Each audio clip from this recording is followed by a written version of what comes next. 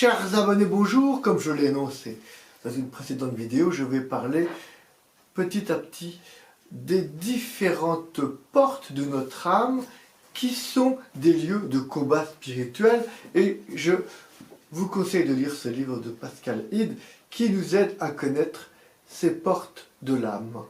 Je me référerai tout spécialement au livre du Père Thibaut, déjà cité, « Libère-nous du mal ».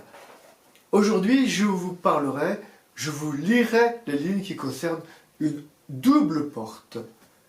Le refus de pardonner et la colère qui donne prise aux démons. Et il cite saint Paul dans l'Épître aux Éphésiens, chapitre 4, verset 26, « Que le soleil ne se couche pas sur votre colère, il ne faut pas donner prise au diable. » Et je complète avec des mots du pape dans son encyclique Misericordiae Vultus. Si Jésus-Christ est le visage de la miséricorde du Père, par antithèse, le diable est le visage du refus de pardonner. Le Père Thibaut continue lui-même, il ne peut y avoir de pardon s'il refuse absolument d'être pardonné, pas plus qu'être aimé, s'il refuse délibérément l'amour de Dieu. Il faut avoir conscience que notre liberté peut aller jusqu'à vouloir refuser la main que Dieu nous tend pour nous sauver. Pour pouvoir pardonner, encore faut-il que l'offense soit reconnue en tant que telle par l'offenseur et que celui-ci puisse demander pardon à l'offensé. Ce refus ferait partie des techniques spécifiques, des stratégies de notre ennemi qui grignote petit à petit notre âme.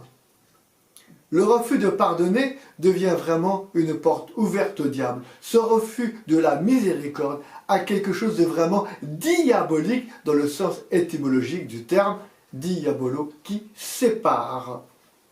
N'oublions pas, comme nous le dit le Père Thibaut, ce que nous dit Jésus, c'est quelque chose de diabolique parce que cette emprise dépasse le cadre de la vie terrestre. Tout ce que vous lirez sur la terre sera lié dans le ciel, et tout ce que vous délirez sur terre sera délié dans le ciel.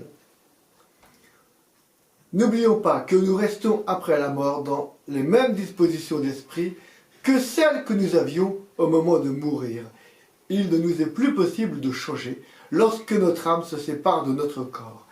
Et si nous pouvons encore compter sur l'œuvre de purification du purgatoire, à condition qu'il nous reste un minimum de désir de miséricorde au fond du cœur, au moment du jugement particulier, notre volonté ne peut plus rien pour nous.